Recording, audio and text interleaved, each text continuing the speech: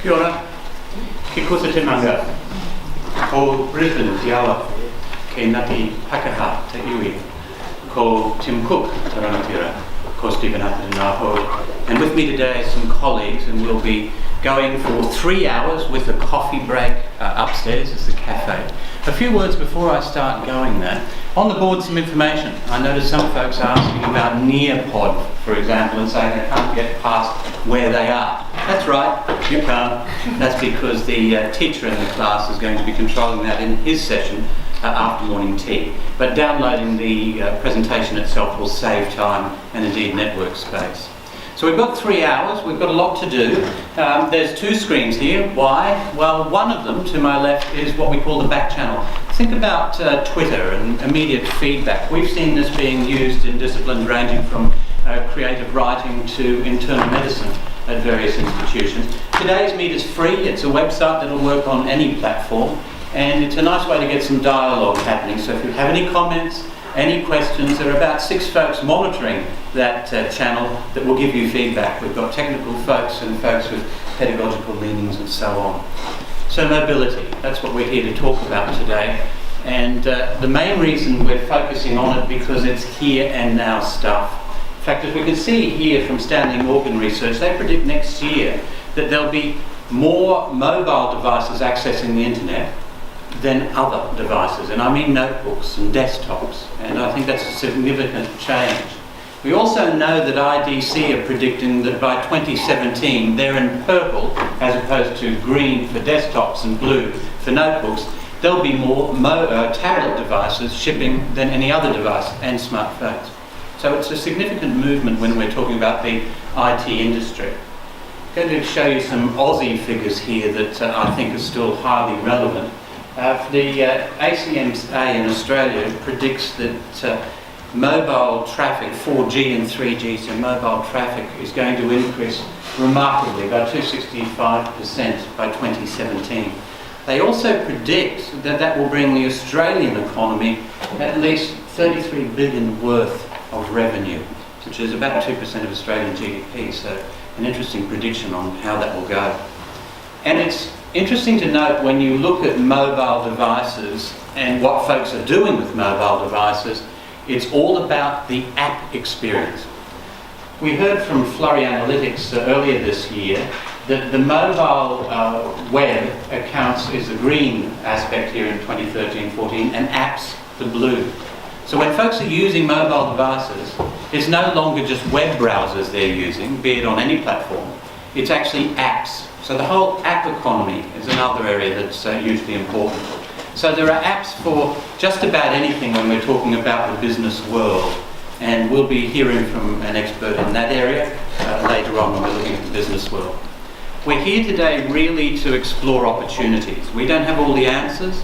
We're about exploring the opportunities that mobile technology brings, not only for business, but more importantly for business education. So our agenda is a busy one. 3 hours with a break. We'll also stretch our leg after the first presentation. The agenda involves these areas, and the agenda involves these folks, including myself. So let's get into the first bit, which is the big picture. What I'm wanting to do is paint the picture of the mobile universe in teaching and learning to essentially, it's a very primitive website, but all of these details are behind me on the whiteboard as well, so I'm going to move very quickly indeed. Now, if we're talking about industry, it's interesting to see how mobility has targeted and hit nearly every area. You've probably been to a cafe where the point of sale system is actually an iPad. You've probably flown American Airlines and, like me, discovered about 6 months ago that the pilots no longer carry large briefcases with logbooks, flight plans and so on. They all carry iPads with that information. So all sorts of discipline areas out there in industry are being hit by this sort of technology. But my focus is going to be teaching and learning. And one observation that many make is, and I hope that the irony doesn't escape you, I am lecturing you, but it's interesting to note that the didactic style has not evolved a great deal since that shot at the beginning of the last century at Imperial College on your right to a photograph taken only 2 weeks ago. So the lecture still seems to be what it's all about. Although it's interesting to see that the discipline area of learning spaces and the research from folks like Holston and Long from EduCause in the US around learning spaces is really interesting. This is a building I walked past about 2 months ago at the University of Melbourne. And it's interesting, we're now seeing buildings being spec'd just for more flexible teaching and learning. Although, I don't know about you, but I'm a little bit, I do question the use of the word pedagogical to describe a building. I don't think buildings teach, but we won't go there. Now, a mobile device, aka the iPad, was introduced recently. It feels like forever. Who'd like to have a guess what year that was actually released? 2010-11, so not that long ago.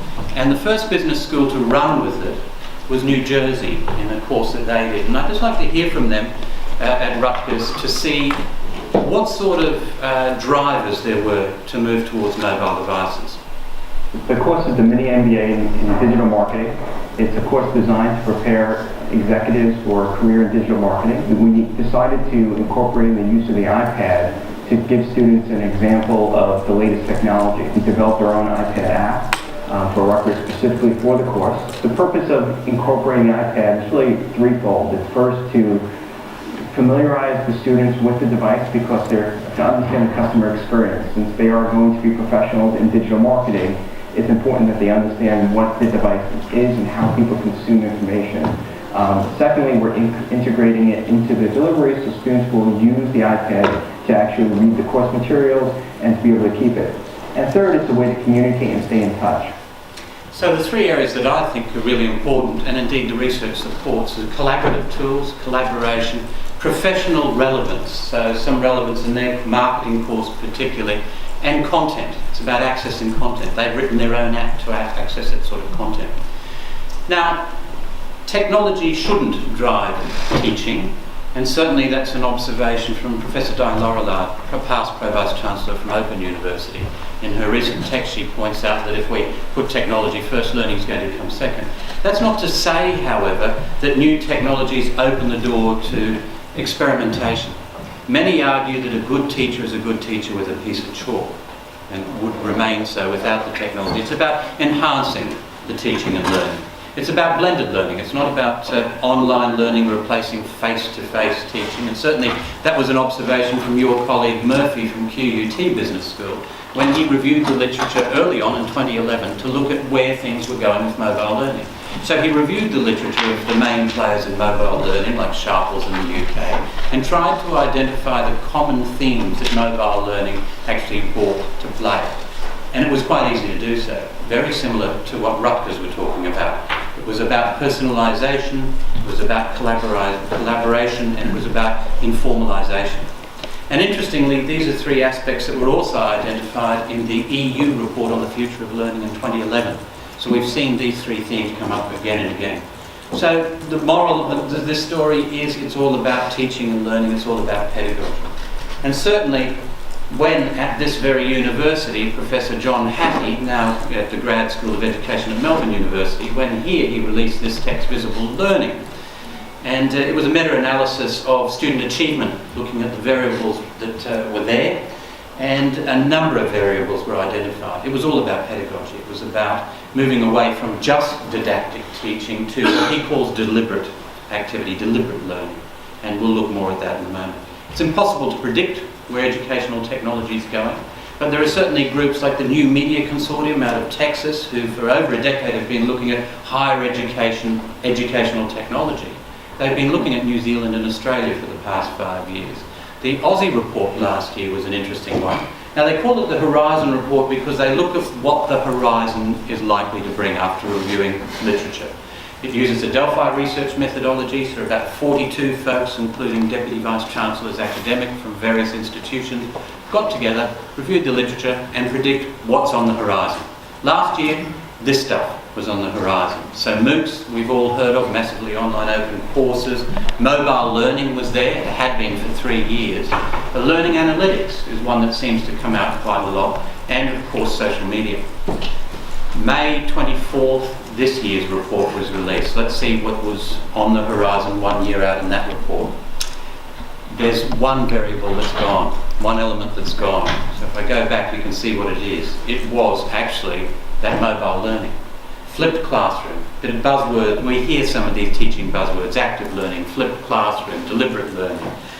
Very similar, and in fact many would argue not that different from the Socratic method of 460 BCE, where of course it's about stimulating discussion, concept, and then getting together. We're just using technology in these cases. But I should be panicking as being on an Apple paycheck about mobile learning disappearing.